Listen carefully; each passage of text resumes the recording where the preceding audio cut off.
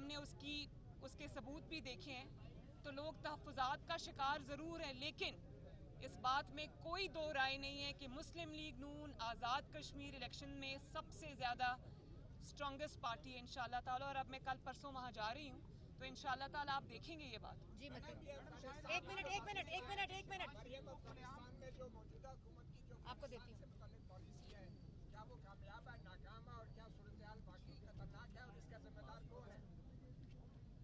میں اس کے بارے میں یہ بات کرنا چاہتی ہوں کہ آپ کو پہلے اپنے گھر کو دیکھنا چاہیے، اپنا ہاؤس اینڈ آرڈر کرنا چاہیے، اور بدلتے ہوئے سیاسی حالات اور اپنے پرسنل جو آپ کے حالات ہیں ان کو ملحوظ خاطر رکھتے ہوئے آپ کو پاکستان کی فارن پالیسی نہیں بنانی چاہیے. اگر آپ کمزور ہیں تو آپ وہاں پر کمپرومائز کرتے ہیں، جب آپ اسٹرانگ ہوتے ہیں تو میں آپ کو یہ بتاؤں کہ آپ کی جو سیاسی سٹینڈنگ ہے فارن پالیسی اس سے لنکڈ نہیں ہونی چاہیے. وہ آپ کی ذاتی پالیسی نہیں ہے، وہ قومی پالیسی ہے، اور اس کے اوپر ایک ہی سٹانس پورے پاکستان کا ہونا چاہیے، اور وہ تبدیل نہیں ہونا چاہیے کہ آپ کمزور ہیں تو وہ سٹانس بدل جائے، آپ مضبوط ہیں. اور اس کے بعد قوم سے سچ بولنا چاہیے، قوم سے سچ بولنا چاہیے، جھوٹ نہیں بولنا چاہیے، قوم کی آنکھوں میں دھول نہیں جھونکنی چاہیے. اصل پالیسی کوئی اور ہو، قوم کے سامنے آ کے آپ کوئی اور پالیسی بنائیں، یہ غلط ہے. جی بتائیں سوال. جی میڈم، شاید حقان عباسی نے یہ کہا ہے کہ شہباز شریف کو کھلے عام پاؤں پکڑنے والی بات نہیں کرنی چاہیے تھی. آپ کی اس پر کیا اسٹیٹمنٹ؟ ان کا شاید خاقان عباسی صاحب کا اسٹیٹمنٹ ہے کہ ان کی جو میں نے وہ اسٹیٹمنٹ سنا ہے، انہوں نے کہا کہ سیاق و سباق سے ہٹ کر ان کی بات کو پیش کیا گیا، تو خود ہی انہوں نے وضاحت دے دی اس بات کی. بتا دیں، آپ نے کشمیر الیکشن کی بات کی، ریگنگ ہو رہی ہے، تو اس کا مطلب یہ ہو کہ ماضی میں جتنے الیکشن ہوئے تو نون لنک کی ریگنگ کے ذریعے اقتدار میں رہی. نہیں، یہ تو بہت ہی میں کیا کہنا چاہیے مذہقہ خیز سوال ہے. جس حکومت کی بنیاد ہی ریگنگ پہ آئی ہو اور جس کے اتنے بڑے بڑے ثبوت قوم کے سامنے آئے ہوں، اور الزام تو ہارنے والا لگاتا ہے، لیکن ہم صرف الزام نہیں لگا رہے، ان الزامات کے پیچھے بہت بڑے ثبوت ہیں جن کو یہ ڈینائی نہیں کر سکتے. ڈسکا الیکشن اس کی مثال ہے. آج وہ نوشین افتخار یہاں کہیں کھڑی ہوں گی، آئی ہوئی ہیں. جب آپ الیکشن کمیشن کے عملے کو اغوا کر کے لے جاتے ہیں تو اس میں اور کیا گنجائش باقی رہتی ہے؟ پھر بھی آپ ہار جاتے ہیں. اور اگر آپ نے اس میں یہ کرنے کی کوشش کی تو اس کے بہت بہت دور تک اس کے نتائج ہوں گے. اس لیے میں یہ کہنا چاہتی ہوں کہ عوام کے اور ان کے منتخب نمائندوں کے راستے میں نہ آئیں، الیکشنز کو چوری کرنے کی کوشش نہ کریں. آج شاید آپ you can get away with it, لیکن آپ کو اس کے بہت سیریس نتائج بھگتنا پڑیں گے. مریم آرٹیس کے معاملے پہ مسلم لیگ نون غیر سنجیدہ کیوں ہے؟ کس کے معاملے؟ آرٹیس جو بیٹھ گیا تھا الیکشن میں، ابھی تک اس پارلیمانی کمیٹی کو بھی آپ لوگ غیر سنجیدگی سے لے رہے ہیں. تو کیا کریں؟ اور جب اس کا وقت آئے گا حساب کتاب کا تو وہ حساب کتاب ہوگا انشاءاللہ. حکومت کی تمام تر نااہلیوں کے باوجود پی ٹی ایم کوئی خاص مقصد حاصل نہیں کر سکتی. آنے والے وقت میں پی ٹی ایم کا مستقبل کیا دیکھیں؟ پی ڈی ایم نے بہت بڑے مقاصد حاصل کیے. پی ڈی ایم عوام کو یہ باور کرانے میں کامیاب ہو گئی ہے کہ اس سے زیادہ نالائق حکومت، اس سے زیادہ نااہل حکومت اور اس سے زیادہ عوام دشمن حکومت جو ہے وہ پاکستان کے 73 سالوں میں نہیں آئی. اور پی ڈی ایم کچھ کرے یا نہ کرے، عوام جتنی مہنگائی ہو گئی ہے، جس طرح سے لوڈ شیڈنگ ہو رہی ہے، گیس کی بندش کی وجہ سے صنعت بالکل گرائنڈنگ ہالٹ پہ ہے، ختم ہے، بند ہے. اور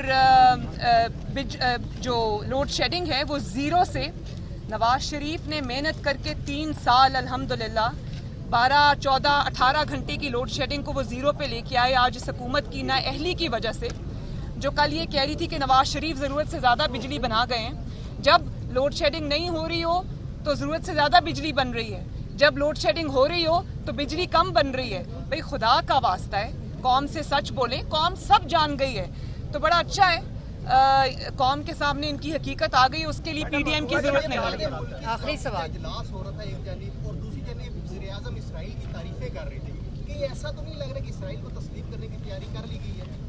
مجھے ایسا ہی لگ رہا ہے، اور اگر ایسا نہیں ہے تو سچ کیونکہ بہت ساری نیوز ایجنسیز، بہت سارے لوگ اس چیز کو رپورٹ کر رہے ہیں اور کوئی ڈینائل نہیں آ رہا. اور اگر ایسا ہے तो कौम को बताएं ताकि कौम अपना फैसला ले। ये आपका पर्सनल फैसला नहीं है कि आपने अगर दोस्ती करनी है तो ये आप नहीं कर सकते, क्योंकि ये आपका ज़ाती फैसला नहीं है, ये 22 करोड़ अवाम का फैसला है। उनको एतमाद में ले और सच बताएं उनको। हुकूमत कब जा रही है? हुकूमत कब जा रही है? बस आखिरी सवाल है ये। अल्लाह ताला को पता है, लेकिन इंशाअल्लाह ताला ये हुकूमत जब जाएगी दोबारा नहीं आएगी। जी आखिरी सवाल को क्या फरमा रहे हैं?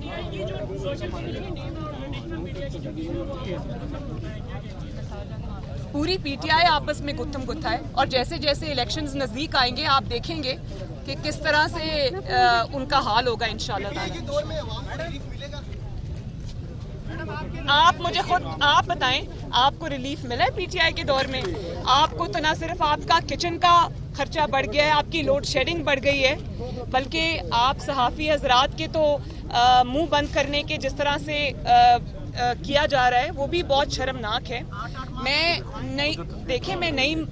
नदीम मलिक साहब का जो FIA का नोटिस आया है, मैं उस पर भी बात करना चाहती हूँ कि FIA का नोटिस जो है बजाय इसके कि उन लोगों को जाता जिन्होंने मरहूम अरशद मलिक साहब को ब्लैकमेल किया, तो जो असल इशू सामने लाने वाले लोग हैं उनको नोटिस नहीं जाना चाहिए था। अगर आपको नोटिस भेजना है और तहकीकात करनी है तो इस चीज़ की करें कि एक जज को किस तरह उसकी पुरानी वीडियो दिखा के ब्लैकमेल किया गया और बेगुनाह नवाज शरीफ को झूठी सजा दिलाने की कोशिश की गई। इस चीज़ की तहकीकात होनी चाहिए। आपके लोग कह रहे हैं कि एस्टेब्लिशमेंट के पास इमरान खान के अलावा कोई चॉइस नहीं है। क्यों कह रहे हैं कि उसके अलावा और बंदा कोई भी नहीं? चॉइस सिर्फ और सिर्फ अवाम की होनी चाहिए। इस्टेब्लिशमेंट की चॉइस कोई मायने नहीं रखती। इस्टेब्लिशमेंट की चॉइस जब इमरान खान की सूरत में कौम पर मुसल्लत की जाती है, उसका जो नतीजा है वो आज पूरी कौम ने देख लिया। बस thank you ji, thank you. कौम की बेटी, कौम की आवाज,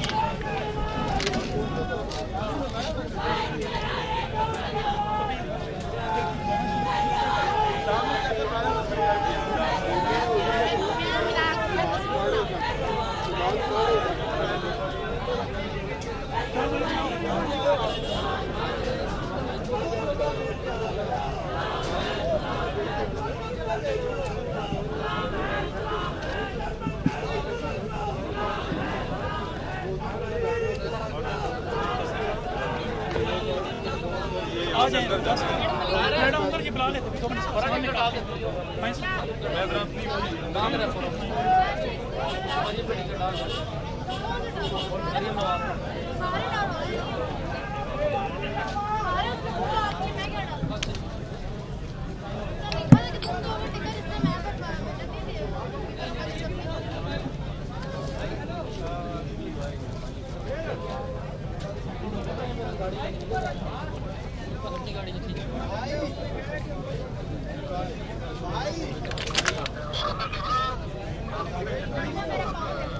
इरफान